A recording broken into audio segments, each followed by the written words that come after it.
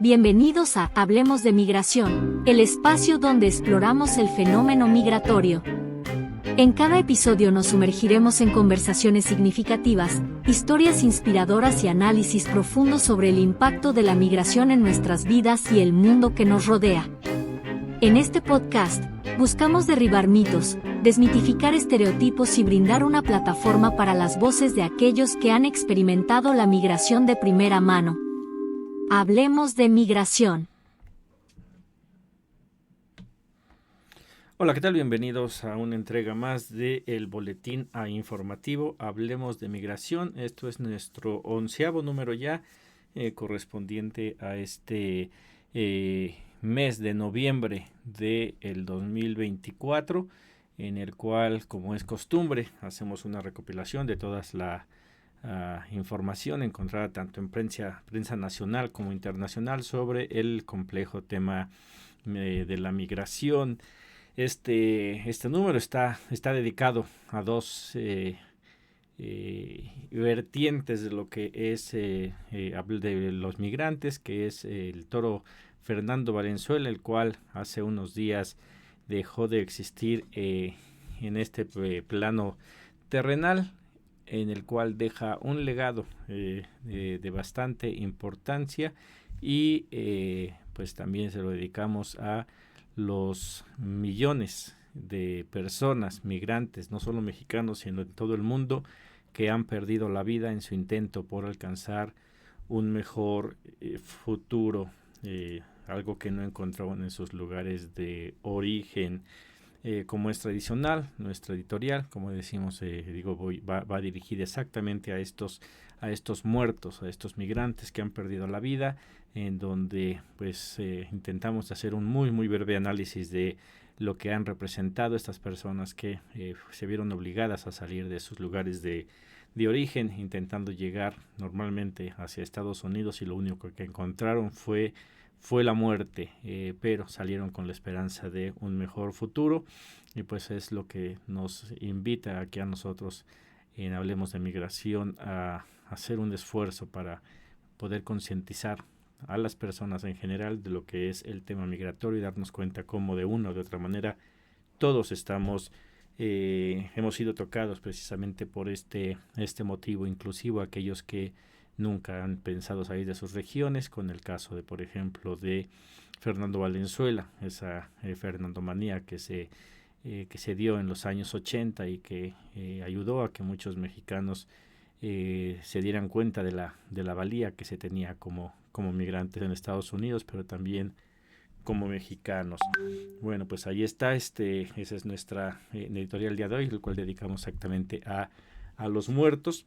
Y después pues iniciamos nuestro primer artículo que presentamos aquí. Es uno presentado en la jornada de Juan Manuel Vázquez, titulado Adiós a Fernando el Toro Valenzuela, en el cual hace una interesante y muy importante reseña, donde se informa cómo Valenzuela perdió la vida a los 69 años, y también hace un análisis de la trayectoria, cómo sale a la fama cuando firma su contrato para ir a jugar con los Dodgers de Los Ángeles en 1979, y en el 81, en esa serie mundial que en días recientes ha inundado los canales de YouTube para recordar esa última entrada donde gana ese partido contra los Yankees, en el cual nuevamente, a tantos años de ese hecho, en la serie mundial actual, Dodgers ha vuelto a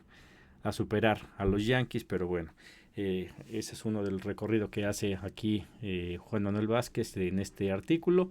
También habla de algo que yo en algún momento critiqué, que era esa falta de reconocimiento por parte de los Dodgers al no retirar ese número legendario de Fernando Valenzuela. Hace una explicación de que por política interna de los Dodgers no podían retirar un número de un jugador que no hubiera ingresado al Salón de la Fama, lo cual ojalá y que esto se solucione. Ya en el 2023, el año pasado, se retiró el número de Fernando Valenzuela, un número que, a pesar de no haber sido retirado ahora sí que con honores por parte de los Dodgers. Ningún jugador después de Valenzuela lo volvió a aportar, pero finalmente el año pasado ya se retiró, y ojalá y que, bueno, aunque sea tarde, que sea ingresado en el Salón de la Fama de Estados Unidos en el béisbol, por la importancia que jugó Valenzuela, en el cual en este artículo también habla de esta importancia que le dio a una comunidad que estaba siendo aún no solo invisibilizada, ¿no? O sea, explotada, invisibilizada, se abusaba de los migrantes, y Fernando Valenzuela llegó a, pues por lo menos, a ser visibles a esta comunidad migrante. Recordemos que es en el 86 cuando se logra la reforma migratoria, de la cual tenemos un video ahí en donde hablamos ampliamente de todo lo que implicó ello, pero también esa reforma no se hubiera dado si no hubiera sido por esa Fernandomanía, en el cual pues la mayoría de los migrantes mexicanos y latinoamericanos que estuvieron en Estados Unidos, bueno, pues salieron y se arroparon en la figura de Fernando Valenzuela, el cual, bueno, pues ha llevado a todo eso. Se fue a un grande del deporte, pero también un grande en cuestión de lo que representaba él, ¿no? Un mexicano, un migrante, llegando y haciendo historia en Estados Unidos.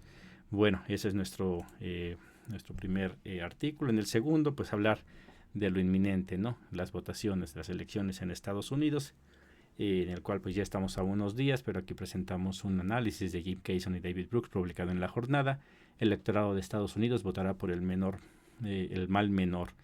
Aquí hemos dado una segunda cobertura a estas declaraciones de tanto de Donald Trump como de Kamala Harris, en el cual, bueno, pues hemos informado las diferentes posibilidades que ocurrirían dado el caso de que uno u otro llegase. No es nada alentador para para la comunidad migrante, pero bueno, en cuestión de lo que está pasando en Estados Unidos, aquí se nos presenta que dice que los comunicadores allá en Estados Unidos de la cúpula de ese país expresan un sentir común en esta elección, donde pocos están entusiasmados con las opciones de la contienda presidencial, en un país aparentemente dividido entre la mitad que va por un candidato que es calificado de lunático, haciendo referencia a Donald Trump, y por otro lado una candidata que hace que carece de gran sustancia y que es incapaz de hacer una conexión humana con el electorado. Ese es a final de cuentas, el panorama electoral que está en Estados Unidos. Se elegirá entre cuál de los dos será, independientemente de lo que pasa en Estados Unidos. Aquí se han recibido ciertas críticas por parte de seguidores de Donald Trump en este canal, en el cual se ha pedido que se hable de Kamala Harris. Creo que no se ha puesto atención en que nosotros, en cuestión de la relación entre el gobierno de Estados Unidos y los migrantes, hemos dicho claramente que ambos partidos han gobernado en contra de los migrantes, se han enriquecido y favorecido a la clase en el poder precisamente por los migrantes, y que no han sido reconocidos. Lo que sí siempre hemos dicho, que para nosotros Donald Trump, en cuestión por su discurso de xenofóbico que lanza, es un peligro aún mayor por lo que representaría lo que pudiese hacer, no tanto él como presidente, pero sí sus seguidores, en el cual, bueno, pues continuaremos analizando qué pasa después de las elecciones para ver hacia dónde va, pero es interesante este artículo. También presentamos otra nota, de Europa Press, publicado en Impacto Latino, las fechas claves de las elecciones en Estados Unidos del 5 de noviembre al 20 de enero. Igual aquí muchos creen que el 5 de noviembre, una vez que termine la jornada electoral, todo se sabrá. No es así. Estados Unidos, lo hemos informado, se maneja diferente que en México. No es la mayoría de los norteamericanos los que votan, sino pues se tendrá que esperar, y para ello hay fechas claves. El 5 de noviembre se espera que 240 millones de personas, las cuales tienen derecho a votar en Estados Unidos, lo hagan. Hemos informado cómo el voto postal aumentó bastante, y se hablaba de que Kamala Harris iba ligeramente con una ventaja sobre Donald Trump, pero también últimas encuestas se dice que prácticamente hay un empate técnico, lo cual también ya hablamos ahí entre las noticias que dimos en el mes pasado, de la posibilidad de que existiera un empate y lo que eso representaba. De ahí del 5 de noviembre, por este gran número de votos que han sido por vía postal, algunos que tardarán en llegar, y eso se tardará en saber exactamente, es posible que se tarde en saber quiénes ganan todos los consejos electorales. Eso se sabrá hasta el 17 de diciembre, en el cual los 538 integrantes del Consejo Electoral van a ser quienes determinen el futuro del inquilino en la Casa Blanca. Recordemos que puede ser que le sea adverso esto a Donald Trump, pero igual puede que le beneficie. En la elección en donde compitió con Hillary Clinton, fueron estos integrantes los que, a pesar de que Hillary Clinton ganó con un voto mayoritario, a la hora de repartir los votos por el Consejo Electoral, quienes son los que deciden al presidente, es que la manera en que ganó Donald Trump. También hablamos de que gracias a esta, que es un número par, podría haber un empate. No se descarta esta posibilidad, es difícil pero no imposible, y eso abriría paso a que en Estados Unidos pudiese existir un presidente de un partido y un vicepresidente de otro, algo que igual no se podría pensar en la política mexicana al día de hoy. Y finalmente tendremos que esperar hasta el 20 de enero para que se pueda ya saber exactamente quién fue, que es cuando finalmente quien resulte ganador de esta elección será quien vote, quien proteste ante la Constitución, tomará el poder ese 20 de enero. Ya yendo a temas más específicos hacia lo que es la migración, presentamos este artículo de Manuel Valdés Cruz publicado en Granma de Cuba, donde dice: migrantes, el rostro del subempleo y la explotación en Estados Unidos. Aquí nos presenta cómo lo que está pasando en Estados Unidos y bueno, básicamente en todos los países de origen, de destino, de tránsito de los migrantes, en el cual médicos que en lugar de ejercer su profesión tienen que trabajar de auxiliares, ingenieros tienen que trabajar de albañiles, abogados y asistentes administrativos o docentes de cuidadores de niños, pues debido a la condición migratoria que presentan, en el cual bueno, hay gente que está muy bien calificada, pero lamentablemente por su situación migratoria no puede ejercer la profesión que ellos para la cual estudiaban. Aquí se dice que en el 2022 en Estados Unidos alcanzó la cifra de 46.2 millones de inmigrantes, lo cual significa el 13.9% de la población total. De estos, los trabajadores hispanos nacidos en el extranjero formaban un 83.6%. En cuestión de el porcentaje de lo que ganaban promedio mensual los nativos, o sea, los migrantes ganan mucho menos. Esto es un estudio que se hizo por parte del Departamento de Trabajo. La salida de migrantes, la salida que ha tomado el gobierno norteamericano ha sido la de criminalizar al migrante. No es algo nuevo, es algo que lo hemos tratado nosotros en el video de historia de la migración en Estados Unidos, así como la historia de las leyes migratorias, cómo se ha tendido a criminalizar al migrante. Igual, y se ha dejado de ver que la migración es un problema que ha sido creado exactamente por el sistema capitalista en el cual prácticamente todo el mundo vive. Y bueno, así como también informa aquí como este es un negocio súper rentable, en el cual bueno, pues hay cierto sector de la población muy pequeño que son los que se benefician de este subempleo que tienen los migrantes. Y recordemos que una de las cosas que había dicho Joe Biden durante todo este conflicto, de toda la gente que estaba llegando a México, que dijo que él iba a recibir a todos aquellos que sirvieran a los intereses de Estados Unidos, iba a recibir a ver quiénes eran los más capacitados para poder llegar, lo cual daba a entender que iba a agarrar exactamente a gente con profesión, gente muy bien preparada, para ahorrarse lo que se gastaría en su país por la educación de sus propios ciudadanos, y que ellos fueran los que ocuparan esos puestos a los cuales el día de hoy Donald Trump y todo su séquito de seguidores le echan la culpa que los migrantes llegan a quitar esos puestos, pero no son los migrantes indocumentados, hay que tener eso en cuenta, sino el mismo gobierno es el que está haciendo estas acciones para afectar a sus propios ciudadanos, que en lugar de educarlos prefiere traer gente capacitada de otros lugares para pagarles menos, y con esto los intereses económicos son los que siguen ganando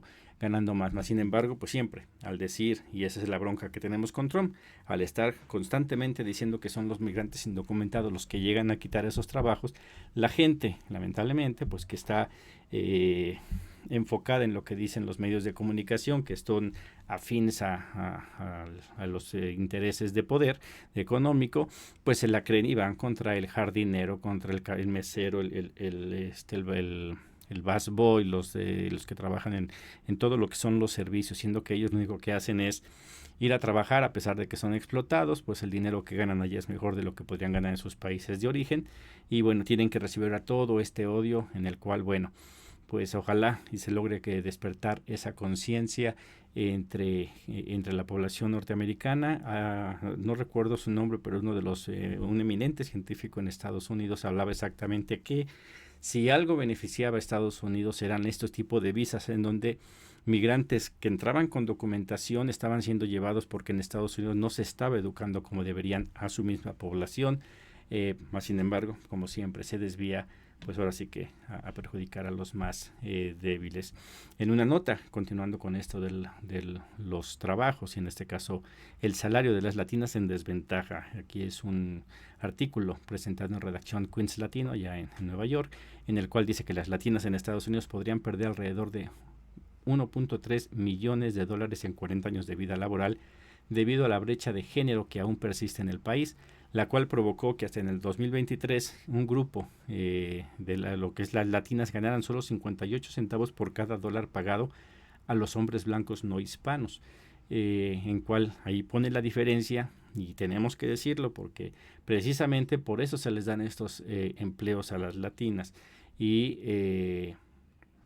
es en donde deberían, en lugar de estar atacando a los latinos, estar yendo sobre los empresarios que abusan de este sector, de los latinos en general, pero en específico de las latinas, porque les conviene, siendo que trabajan exactamente igual, se les paga casi la mitad de lo que se le paga a un hombre blanco no hispano.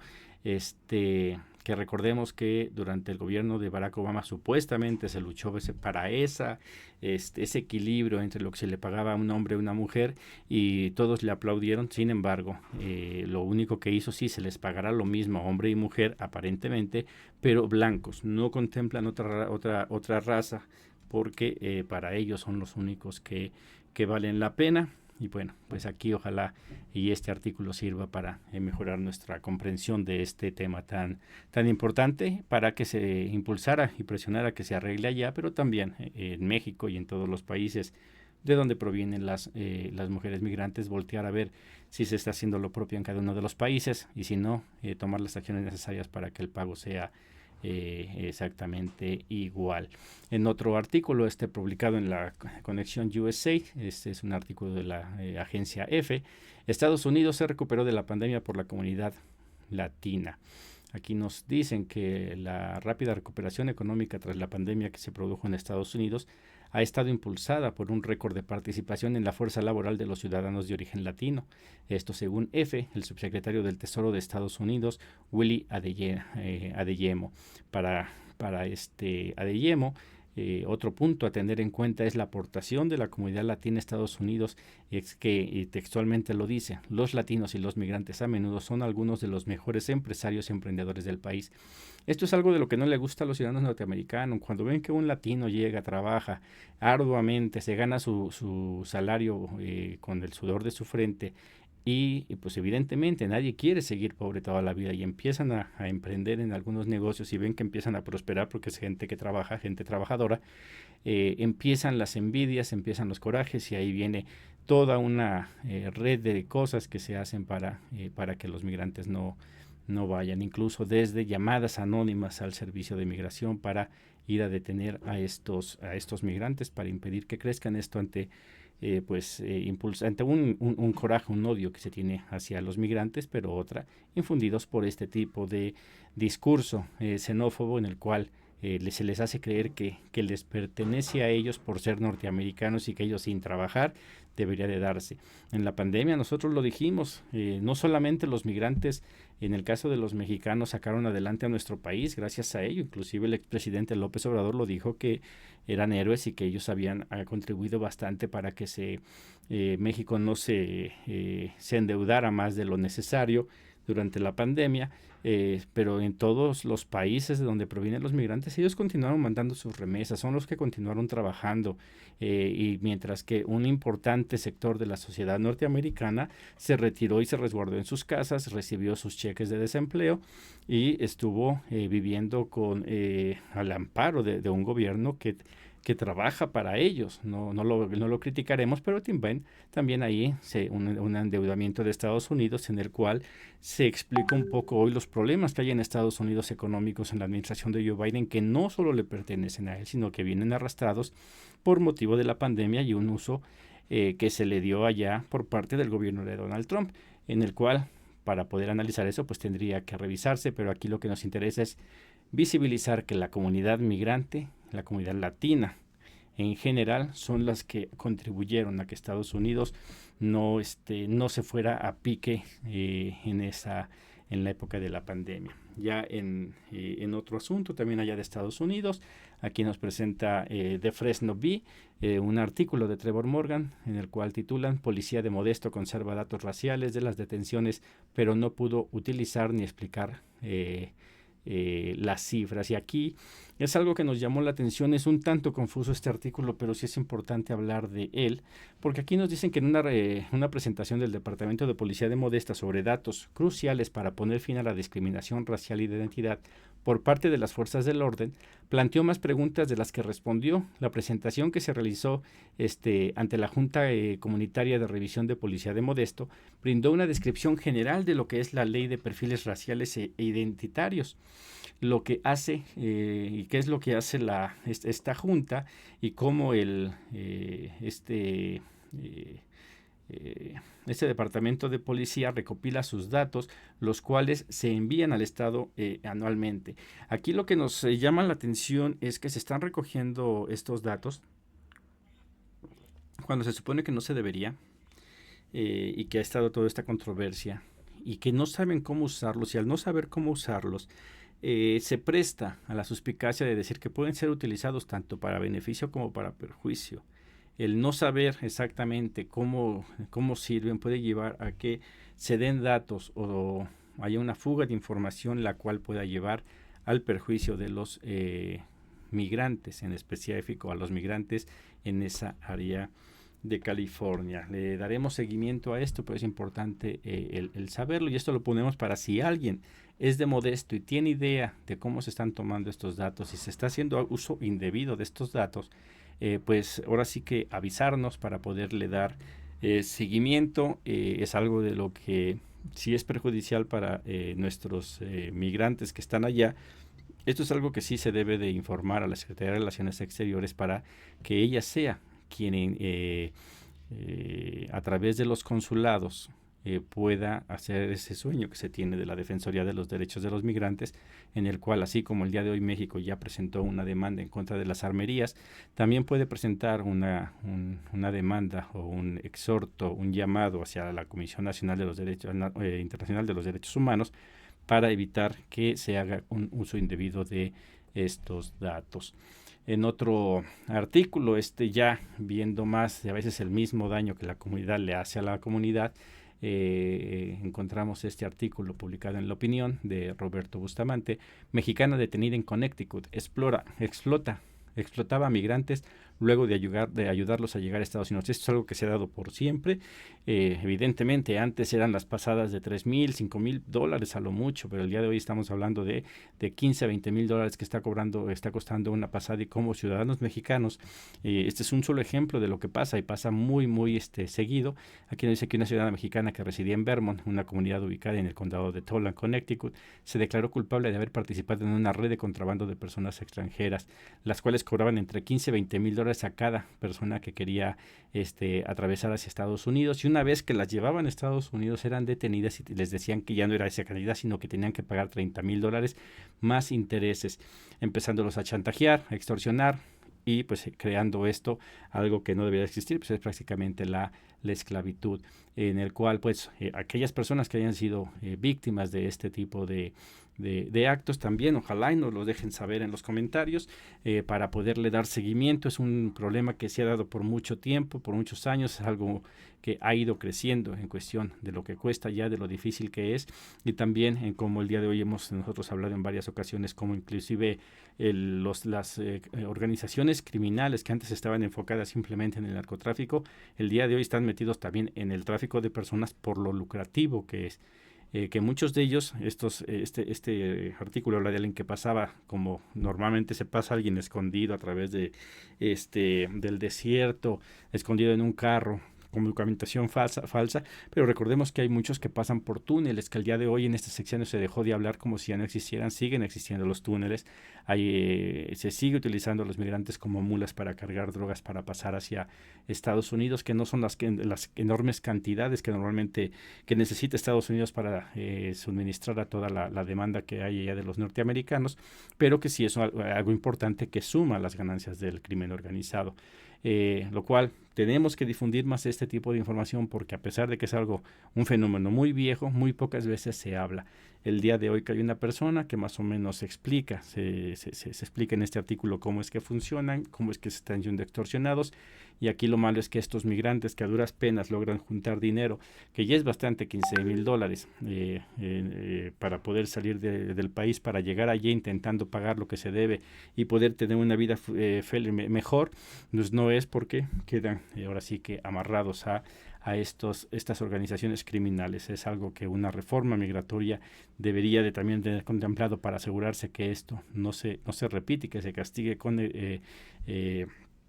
mano dura a quienes los están haciendo. En otro artículo, también allá de Estados Unidos, publicado en El Comercio de Colorado, Consejo de Aurora aprueba investigar organizaciones que reubican migrantes en la ciudad. Este es uno de los problemas que se ha dado en el interior de Estados Unidos. Se dio a inicios y mediados de año, en donde el gobernador de Texas, Abbott, estaba mandando a Nueva York, estaba mandando a Los Ángeles, a Chicago, sacando de su territorio a todos los migrantes que llevaban hacia otros estados, para ello el no quedarse con estos problemas, metiendo en problema a esos otros estados, porque pues no tienen la infraestructura para manejar a tanto detenido.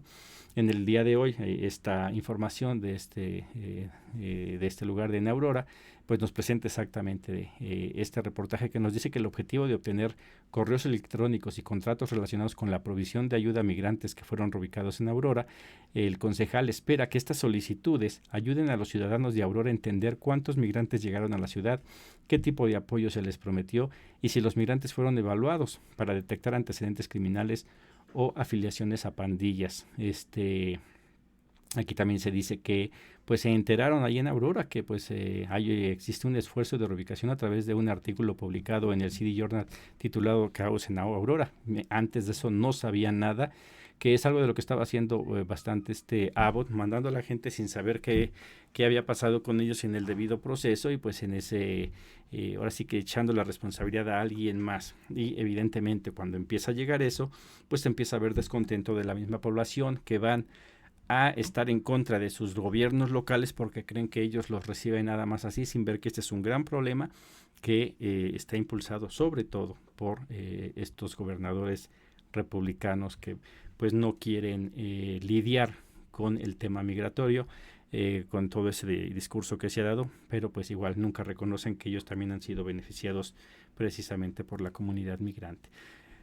Bueno, en otro artículo, también de la Conexión USA, también es de la agencia EFE, documentalista tilda de complejo industrial, el negocio de la migración en Estados Unidos.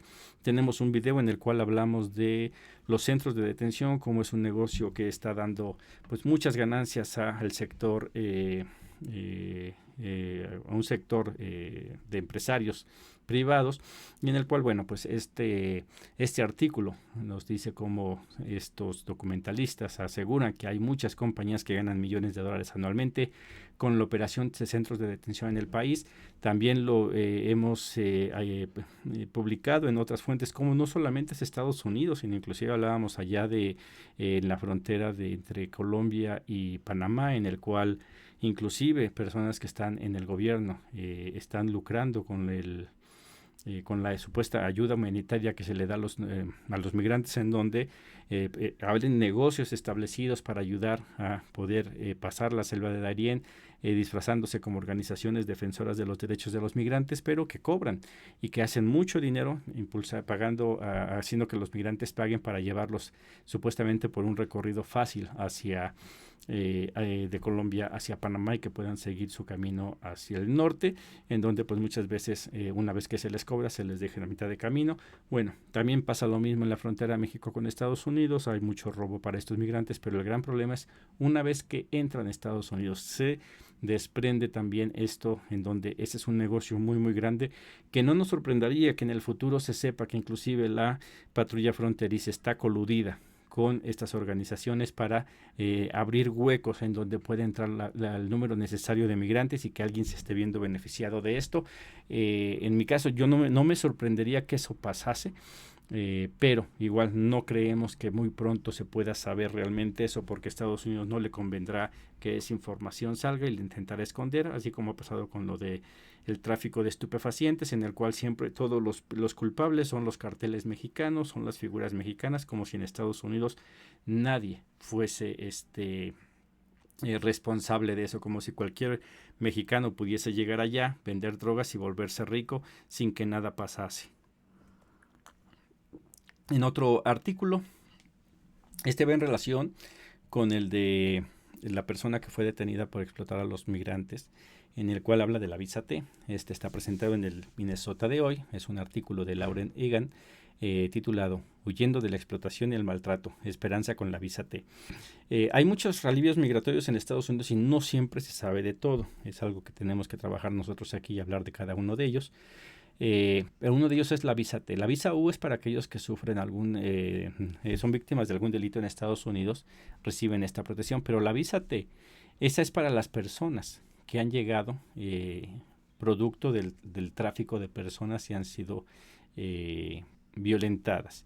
Hay requisitos para ella, es cumplir uno o más de estos requisitos. Uno, ser sobreviviente de trata laboral o intento de trata, que entra aquellos que llegan a Estados Unidos y luego son extorsionados para continuar trabajando. Ser sobreviviente de tráfico sexual o intento de tráfico, que igual hemos informado nosotros de muchas personas que una vez que están allá, incluso en el centro de detención, son abusadas sexualmente por algunas personas guardianes del orden. Estar físicamente presente en Estados Unidos a causa de la trata. Estar en riesgo de sufrir dificultades extremas al ser expulsado de Estados Unidos. Haber informado o estar dispuesto a cumplir con cualquier solicitud razonable de asistencia a la investigación, enjuiciamiento de la trata. Que ese es en donde llega a haber más problema y muchas personas, pero recuerden, tiene que ser uno, pero básicamente se tienen que combinar dos, cualquiera de los antes mencionados con el informar o estar dispuesto a informar, porque va a haber un seguimiento. Y en ese seguimiento se tiende a que llegase a pasar a que el mismo gobierno o el sistema penitenciario judiciario de Estados Unidos falle en contra de y sea deportada. Eso es lo que ha obligado a que muchas personas guarden silencio y continúen siendo víctimas. Porque igual también se puede dar el caso de que personas mientan, pero igual Estados Unidos tiene un sistema que a veces funciona bien, a veces funciona mal, pero esta es una opción para aquellas personas. Hay personas que a lo mejor no saldrán a la luz y no dirán nada, pero otras que han sido abusadas severamente y que tendrán que salir, que es importante que nosotros en este espacio conozcamos de este tipo de casos para poder darle seguimiento, para estar reportando continuamente y sobre todo para darle parte a las autoridades mexicanas para que ellas sean quienes les den un seguimiento. Es algo de lo que allá en el 2018 se presentó en el inicio del presidente Andrés Manuel López Obrador, en una de las asambleas que tenía Morena. Presentó San Diego, en el comité del cual soy parte allá en San Diego, California. Presentamos una iniciativa de estas modificaciones que tenían que hacerse a los consulados, de lo que tenía que hacerse, y es darle seguimiento a ese tipo de, no solamente a sino a todo tipo de problemas que tengan los migrantes, lo cual pues al día de hoy no se ha avanzado significativamente en ese tema. En otro artículo, de Latino News, escrito por Felipe Santos, titulado Las multitudes han disminuido en la frontera entre Estados Unidos y México. Esto Cuesta trabajo a veces entenderlo porque, y ahorita lo vamos a hablar más adelante, cuántas personas siguen cruzando de manera indocumentada, cuántas personas siguen siendo desaparecidas o muriendo en la frontera. Pero la realidad es que en estadísticas hay que tener cuidado cuando se dicen. Hablamos mucho de eso, de los datos que tiene, por ejemplo, que tenía López Obrador. Al día de hoy la presidenta Sheinbaum no ha dicho nada de eso, pero igual ojalá haya una diferencia en el cual el día de hoy se sepan todas las cifras. Las multitudes que han disminuido, aquí nos dicen que la Administración de Estados Unidos y México han implementado medidas que han reducido drásticamente la llegada de migrantes en busca de asilo a la frontera, según los informes de la agencia EFE y testimonios de migrantes y activistas humanitarios. Lo que antes era un flujo constante de personas ha disminuido a niveles casi insignificantes. Que esto lo presentan, y la idea de reportaje y de esta información que se da es presentarlo en algo para desmentir los dichos de Donald Trump, pero igual cada quien utiliza las frases que quiera, porque si bien es hecho que los migrantes que van por asilo han disminuido, no dice que la migración en general ha disminuido. Recordemos que la migración indocumentada, los mexicanos no pueden pedir asilo tan fácilmente como los demás, o lo más fácil es que si lo piden asilo, lo más seguro es que va a perder. Mi abogada, al quien aprovecho para hacerle publicidad, Esther Valdés, allá de San Diego, a mí cuando me llevó mi caso me decía, tienes el 4% de posibilidad de ganar. Es muy difícil que a un mexicano le den un asilo en Estados Unidos. El día de hoy ya subió a 5%, sigue siendo muy bajo. Entonces no puede pedir la cita por el CBP One, no puede solicitar entrar y pensar que le van a dar el asilo. Es un proceso sumamente largo y que no está para ellos, no es fácil para ellos. El día de hoy, Haití y Cuba se han sido eliminados del TPS, el programa que ayuda a ciertos países a poder formar parte de esto. Se han eliminado otros países también de las visas, la lotería de visas. Entonces, en cierta forma, este artículo presenta una realidad que aquellas personas que llegaban a pedir asilo han disminuido, pero igual, esto lo ponemos como dato, como referencia, para ver cuál es la situación que está pasando. Muchos de estos migrantes están en la frontera sur de México o incluso en Ciudad de México esperando la cita para poder llegar, que es algo que también tendrá que revisarse y algo que si no se le da salida pronto va a causar un gran problema en México y México no va a poder contener a estas personas y van a salir sobre todo después de las elecciones, que también es un uso político. Si todos los migrantes que están aquí en México les permite pasar y esta frontera que se ve vacía el día de hoy de estas personas empiezan a cruzar y solicitando asilo, ya lo vimos ahorita en la frontera ya entre Tijuana y San Diego, hay personas, o había personas, hay que ver porque ya no han publicado nada, no tenemos informe, pero todavía hace 2 meses publicamos de estas personas que estaban siendo detenidas exactamente ahí entre ambos muros, entre el muro metálico que separa México de Estados Unidos y la valla de alambre que está a unos cuantos metros formando el segundo muro. Ahí tenían a estas personas acampando en condiciones insalubres. Si todos estos empiezan a pasar y pedir, bloquean, truenan el sistema migratorio que de por sí ya está roto de Estados Unidos. Entonces, es algo que veremos cómo se maneja estos mensajes de odio y de xenofobia de Donald Trump a la hora de querer poner esto. Si México quita ese freno a todos estos migrantes, pueden llegar allá de manera masiva como siguen llegando a México. Entonces, hay que tomar con reserva esto. Esto nos ayuda para empezar a revisar aquí qué es lo que se va a realizar en México para que no se nos convierta un problema a nosotros de ser país ya 100% destino de migrantes ante que Estados Unidos cierre, porque si no, el problema lo vamos a tener nosotros aquí en casa. Y el problema no son los migrantes, ¿no? Sino de no saber qué hacer con todos los migrantes cuando seguimos atados a Estados Unidos en básicamente la mayor parte de nuestra actividad económica. Entonces hay bastante material para revisar, para estudiar, para darle seguimiento. Y ahorita vamos a hablar de algo que contradice o que pone en su justa medida esta baja de personas que han llegado va a pasar por otras circunstancias y ahorita vamos a hablar de ello. Pero antes de eso, ¿qué está pasando? ¿Por dónde están pasando los migrantes también? Aquellos que tienen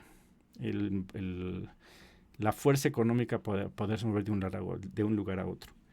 Nosotros ya hemos dado seguimiento, ya van 2 años seguidos que hacemos este estudio de las causas de la migración. Siguen siendo pobreza, violencia, reunificación familiar el día de hoy.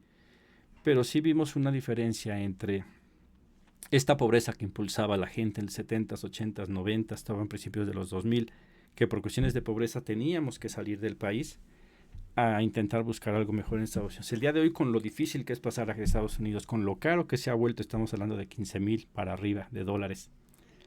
Los más pobres no pueden. En algún momento lo dije, los pobres lamentablemente tienen que quedarse, muchos de ellos, a morirse en México. Y es algo que tenemos que cambiar. Bueno, pero aquellos que sí logran salir, con lo caro que está el poder pasar de a 15,000 dólares, se están pasando por el norte, por Canadá. Y aquí este artículo de Latino News, escrito por Felipe Santos, da cuenta de ello. Dice, las multitudes, es de la Tribuna Hispana en Estados Unidos. Cruce de inmigrantes por la frontera norte aumenta 50 veces. De aquí, pues exactamente nos dice que los expertos están diciendo que los migrantes que llegan a México y tienen dinero para un boleto de avión de $350 de ida desde Ciudad de México o Cancún, a Montreal o Toronto, se han dado cuenta del hecho de que es menos probable que los atrapen en la ruta norte. La frontera entre Estados Unidos y Canadá es casi 3 veces más larga que la frontera con México y los puertos de entrada a menudo carecen de personal suficiente, ya que el Border Patrol se dirige en mayor parte todos sus recursos al aumento de la migración por la frontera sur. No es casualidad que Canadá empezara a pedir visas a los mexicanos que entraban a su territorio. Es para disminuir, porque evidentemente la seguridad que hay entre Canadá y Estados Unidos es mínima. Inclusive recordemos que de lo más que se decía de septiembre 11 que habían entrado por la frontera de México fue mentira. En dado caso de que sea lo que se dijo, que los responsables del atentado son los que ellos señalaron, todas esas personas entraron por la frontera con Canadá. Y es algo que se está dando todavía al día de hoy. Pero igual, ¿quién tiene esa cantidad de dinero para sacar una visa el día de hoy, para poder volar para allá? Y pues ahí están estos migrantes que no solamente son mexicanos, no solamente son latinoamericanos, principalmente es gente que viene incluso a veces de Europa, los que pueden tener estos recursos para poder llegar allá. Bueno, retomando los primeros puntos, el primero de que había disminuido es que encontramos este artículo de la Conexión USA de la agencia EFE, en el cual dice, amplían instalaciones de morgue en frontera de Arizona tras alza de muertes por migrantes. Y es ahí donde, por eso decimos que todos los datos son importantes. Si bien es cierto que la mayoría de los que viene buscando un asilo a Estados Unidos ha bajado, la realidad es que los migrantes que intentan cruzar de manera indocumentada siguen igual. Y aquí nos dicen que el incremento de las muertes de indocumentados y la falta de recursos llevó a esta oficina de la de Arizona a tener que rentar refrigeradores portátiles para almacenar cuerpos. La morgue ahora tendrá capacidad para atender más de 300 cuerpos simultáneamente. Nos dicen que desde enero y hasta finales de septiembre se habían recibido o documentado la muerte de 129 migrantes, los cuales en el año anterior habían fallecido 200. Falta todavía los que están perdidos, y esto nada más es en Arizona.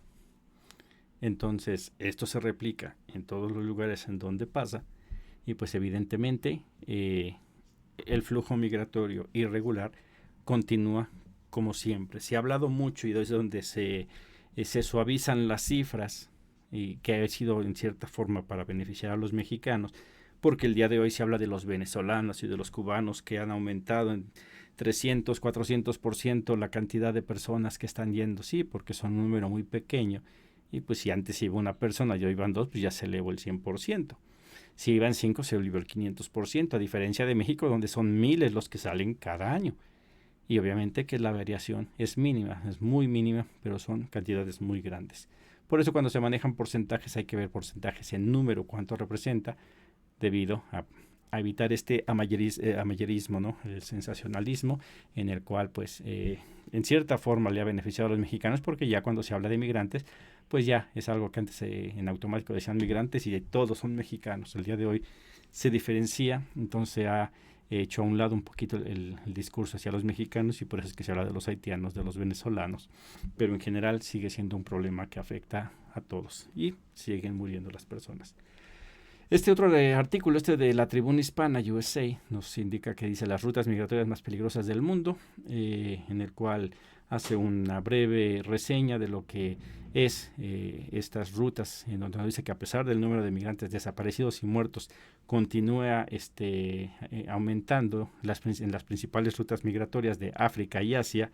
Entre 2022 y 2023, Florian Satt, de Statista, informa que en el Mediterráneo sigue siendo, con diferencia, la región más peligrosa para los refugiados que huyen de los conflictos, la persecución y las dificultades económicas en sus países de origen.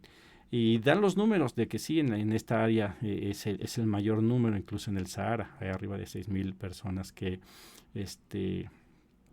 han desaparecido o muerto, superando los números que de repente aparecen acá en la frontera entre México y Estados Unidos, y pues las selvas del Darién, en donde son de las rutas más peligrosas. Estaremos haciendo una serie de videos donde vamos a hablar de todas estas rutas, informando de lo que está pasando en Europa y después centrándonos en lo que pues tenemos más aquí en la cercanía, que es la selva de Darién, la frontera entre Guatemala y México, todo el trayectorio de México, lo cual es bastante peligroso, y también una vez que pasan hacia Estados Unidos, lo que pasa en el desierto y en el río Bravo. Pero bueno, es interesante. Este artículo es como algo introductorio para el tema que trataremos a profundidad en unos cuantos días. Ya entrando aquí en lo que está pasando a México, este artículo lo encontramos en Chiapas Paralelo, de Araceli Burguete Calimayor, titulado Grupos civiles armados en Chiapas con el permiso del Estado, una historia de un siglo. Aquí nos presenta esta situación que está pasando Chiapas, en la cual hay pobreza, hay una violencia que ha sido titular en varios medios de comunicación en los últimos días, en el cual nos dice que en este 2024 ya se conmemoran 3 fenómenos sociales encadenados entre sí. Las 3 rebeliones del siglo XX. Nos dice que en 1914 irrumpió la primera rebelión en Chiapas y fue el levantamiento liderado por los finqueros, que se levantaron en armas contra un programa social de la Revolución Mexicana, al que la historia ha registrado como la rebelión de los mapaches. En el 1974, el primer Congreso Indígena hace una rebelión pacífica, una rebelión de la palabra que se virtió en las potencias presentadas por las comunidades indígenas y organizadas. Eran los primeros pasos a los que en 1994, hace 30 años, la rebelión armada del Ejército Zapatista de Liberación Nacional surge y continúa ahí. Es un artículo bastante interesante en el cual nos demuestra cómo esta región que ha estado en el del olvido, ahí en conflictos constantes, en el cual el día de hoy, cuando se dice Ejército Zapatista de Liberación Nacional, empieza a entrar muchas críticas de si está bien, si está mal, su comandante Marcos. Más allá de ese debate, aquí nos presenta cómo históricamente esta región ha estado mal.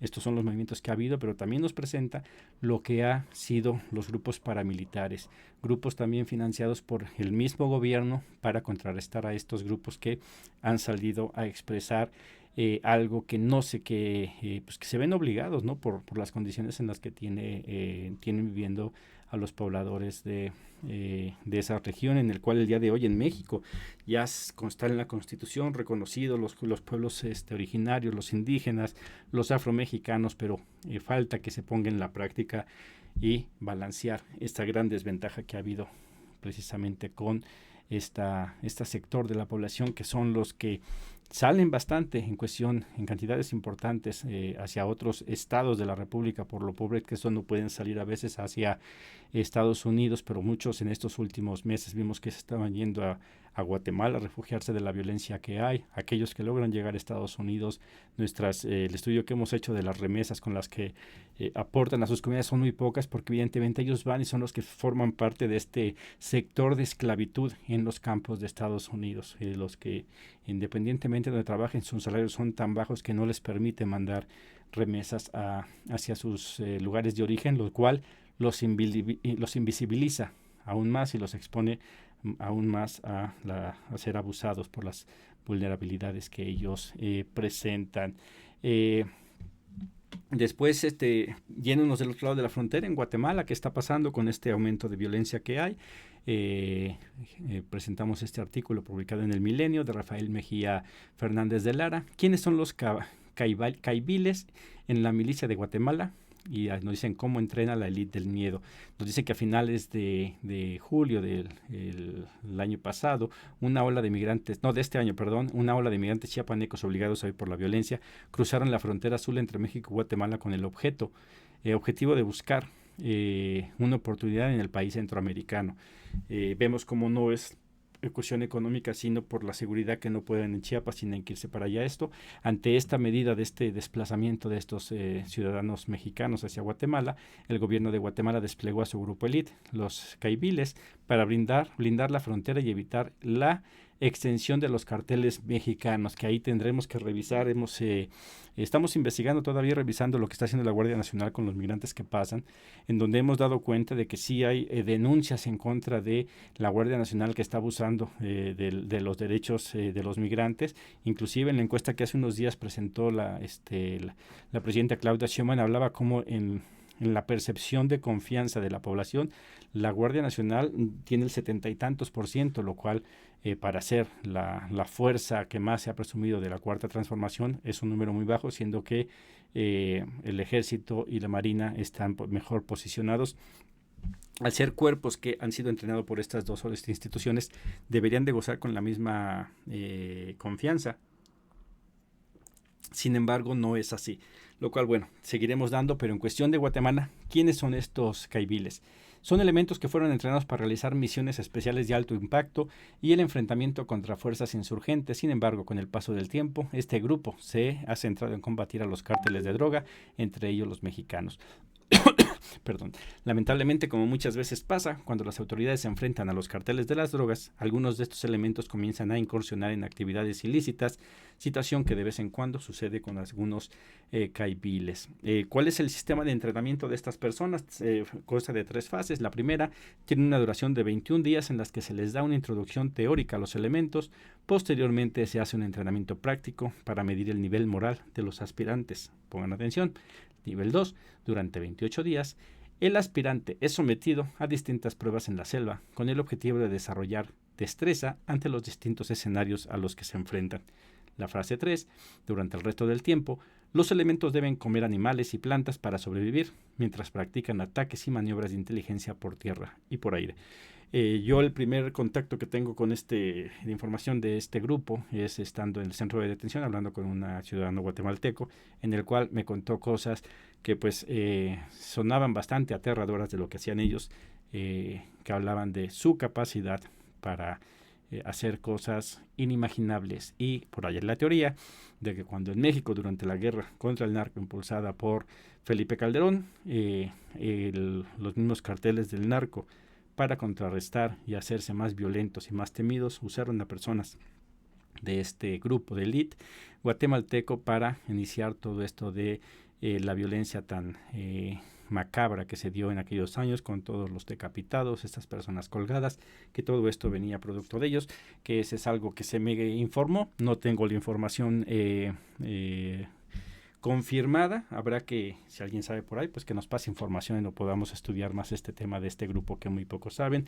Son tan buenos que inclusive son parte de los cascos azules de la ONU, en el cual Guatemala los usa, en lugar de dar aportaciones económicas, los da pues con este cuerpo de soldados para poder ayudar en las acciones de los cascos azules, con lo cual también abre ahí la pregunta de los cascos azules, cómo actúan, en dónde van y hacen su presencia. Igual, y tendremos que investigar. Regresamos a México. Algo de lo que está pasando por acá es la gentrificación, y creo que en cualquier país en donde pues llegan los extranjeros a vivir es una migración que también daña, que afecta a las poblaciones y que muy pocas veces se habla, porque normalmente casi hay un sector inmobiliario que son los que se ven beneficiados. Este artículo es de La Jornada, escrito por Elba Mónica Bravo. La colonia Roma nació con el siglo XX y ahora muere por gentrificación. Aquí nos dice que la colonia Roma fue la primera en la Ciudad de México que desde su planeación tuvo calles pavimentadas y aceras estables, redes de drenaje y agua potable. Incluyó grandes bulevares arbolados y plazas con jardines, con lo que se buscaba ofrecer un concepto urbanístico estilo francés. Sin embargo, actualmente los residentes de esa zona han indicado que desde hace 18 años empezó la presión inmobiliaria, lo que generó el desplazamiento de sus habitantes, el auge de condominios y la gentrificación.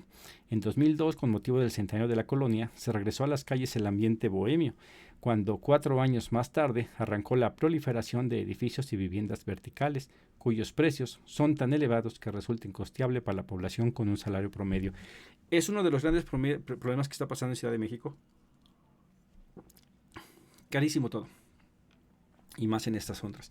Y no solamente caro para el trabajador común y corriente, como un servidor, sino inclusive para sectores de clase media, en el cual se ha puesto muy difícil el poder adquirir una vivienda en esa área, antes que era uno de los lugares precisamente para ellos. No solamente está pasando ahí, encarece la vida en esa colonia, pero también en las colonias circunvecinas. Es algo que pasa en la frontera. En Tijuana, por ejemplo, muchos ciudadanos norteamericanos se pasan a vivir porque no puede pagar una renta en Estados Unidos, y con lo que pagaría renta de un departamento pequeño, en Tijuana pueden vivir en una casa bastante cómoda. Con su Credit pueden entrar y salir de Estados Unidos en cuestión de minutos, a diferencia de la mayoría de los que van a trabajar o que entran a compras, que se puede aventar hasta 12 horas de repente formados ahí cuando de repente cierran las líneas, o eso por un promedio de 3-4 horas diarias para poder ingresar a Estados Unidos a hacer sus labores. Es un verdadero problema que a veces ni siquiera los extranjeros lo pueden visibilizar. Tendremos que seguir hablando de esto porque es algo que está afectando no solamente a Ciudad de México, Tijuana, sino algunos estados. Querétaro, Guanajuato tienen este problema. Los Cabos, San Lucas también tienen este problema. Puerto Vallarta y entre tantos, ¿no? Y es algo que sí perjudica y vuelve cada vez la vida más difícil.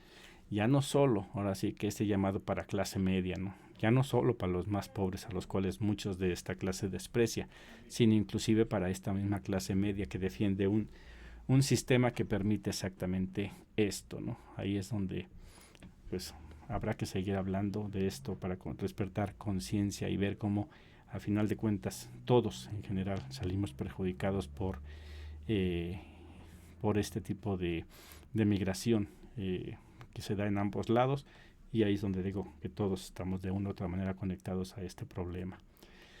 Vámonos en el ámbito internacional. ¿Qué está pasando en Cuba?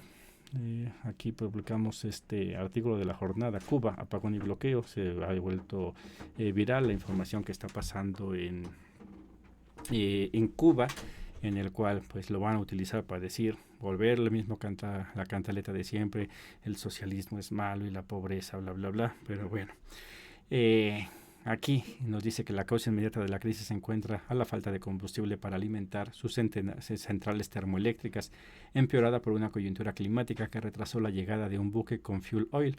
Sin embargo, la causa última es la misma que comparten los grandes y pequeños problemas de la isla: el bloqueo comercial y financiero impuesto por Washington desde hace más de 6 décadas, con el propósito declarado de reducir por hambre a la población cubana y obligarla a levantarse contra sus autoridades. Ya lo habíamos informado, en la pandemia pasó por lo mismo, este bloqueo genocida en el cual lo que buscan es la exterminación de la población cubana para hacerse del territorio. No tiene nada que ver ni con el financiamiento o el apoyo a los grupos terroristas, que es una mentira, en el cual nuevamente en estos días se volvió a llevar a la votación en Naciones Unidas, y prácticamente todos los países le dijeron a Estados Unidos: tienes que quitar este bloqueo, y Estados Unidos dijo no, apoyado por Israel. Son los únicos 2 países que no quieren, y ese es el gran poder que tiene el sistema económico. Y pues evidentemente, cuando todas las personas que ven televisión abierta en México, Televisa, TV Azteca, en Estados Unidos, Univisión, Fox News, todas, los dueños son los más ricos. Ellos no van a decir nada de la verdad, que lo que está haciendo Estados Unidos está mal, que no tiene razón de ser este bloqueo ni a Cuba ni a Venezuela. Sin embargo, no lo van a quitar porque lo que buscan ellos son los intereses propios. Y lamentablemente la gente lo cree y va y habla en contra del comunismo. como si en Estados Unidos nada de esto pasase, como si en Estados Unidos nadie estuviese pasando hambres. Cuando hablan del welfare, cuando hablan de los apoyos gubernamentales, que le tiran mucho a los migrantes, la mayoría de esos los recoge ciudadanos norteamericanos. Estos programas están hechos para los ciudadanos norteamericanos, no para los indocumentados. Pero bueno, es a la consideración de todos. Ojalá y se den la tarea de investigar más, de revisar si hay un país que financie el terrorismo. Se llama Estados Unidos.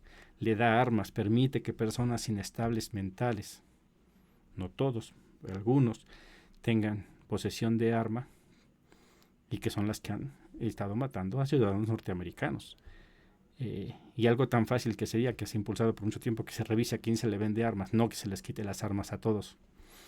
Que uno desde como mexicano y viviendo en este país, pues sí, votaría por eso, pero respetando la decisión de la Constitución de Estados Unidos, en donde pues tienen derecho de tener armamento, no hay ningún problema de ello. Pero sí, el revisar a quién, porque hay gente, y lamentablemente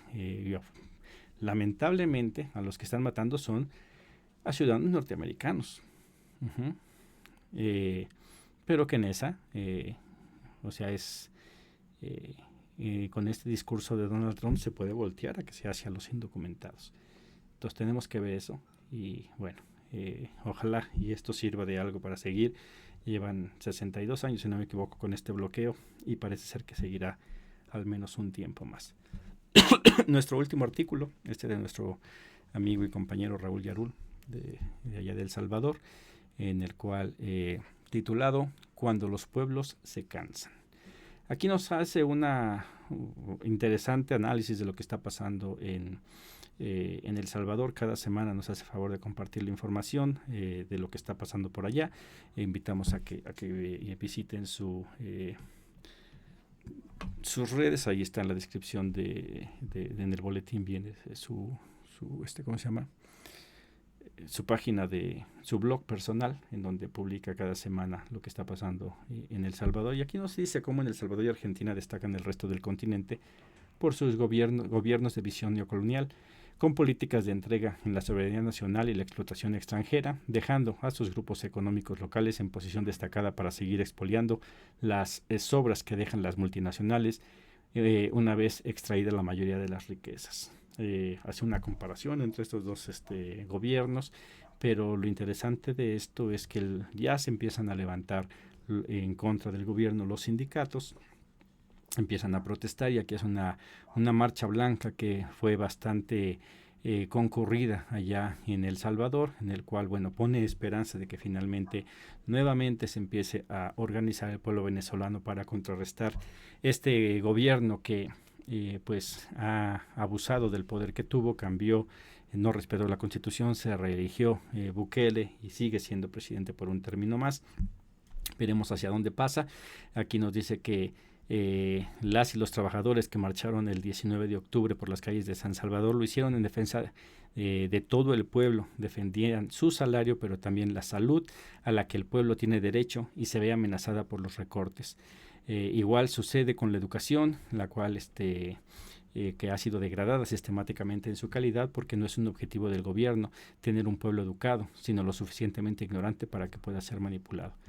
No es la primera vez que lucha contra corriente el pueblo salvadoreño. Recordemos esos actos que incluso los tratados de Chapultepec, en el cual Bukele los ha querido desconocer, pero que ahí está, ¿no? Producto de una lucha, una guerra civil que ojalá y no se vuelva a dar en El Salvador, que pueda llevarse a cabo una transformación pacífica que creemos que se puede. Y bueno, le daremos seguimiento a qué es lo que va pasando en El Salvador, porque recordemos, no se ha hablado mucho de esta migración irregular, que muchos de ellos son de El Salvador. Y bueno, pues continuaremos hablando de esto y de otras cosas. Este es nuestro boletín para este mes. Ha sido bastante extensa esta entrega. El boletín está interesante, tienen todo el mes para revisarlo, y pues los invitamos a que compartan este material con pues todos sus conocidos, con todas las personas que crean que les puede interesar, aquellos que nos pueden ayudar a llegar a más personas. Los invitamos a que visiten nuestras redes sociales en Facebook, en YouTube, a que le den like a los videos que presentamos ahí, a que nos sigan ahí para que pues que nos ayuden a que esto pueda servir para llegar a más personas y sobre todo, ¿no?, toda la información que puedan llegar ustedes a tener referente a estos o algunos otros temas que no hemos tocado, déjenoslo saber. Hablar de migración es algo sumamente complejo en el que por más que estemos haciendo este esfuerzo por llevar toda esta gama de información, estamos seguros que quedan muchas cosas ahí vacías que todavía necesitamos redoblar esfuerzos. Si alguien se quiere sumar a este equipo de colaboradores que tenemos, pues adelante, ¿no? Estamos más que abiertos a cualquier tipo de ayuda. Igual recordamos que todos estos artículos presentados son la opinión de cada quien los escribe, tanto de las personas que los escribe como de los medios donde son publicados. No refleja en su totalidad cómo pensamos nosotros, lo ponemos aquí como punto de partida para poder estar informados de lo que es la migración, a tener un debate abierto, para poder enriquecernos con más conocimiento. Bueno, por mi parte sería todo en esta ocasión. Los espero pues constantemente. El próximo mes haremos la siguiente presentación de nuestro próximo boletín, cual ya sería el último de este 2024. Mientras tanto, bueno, pues continuaremos trabajando para mantenerlos informados. Muchas gracias y nos vemos en la próxima entrega.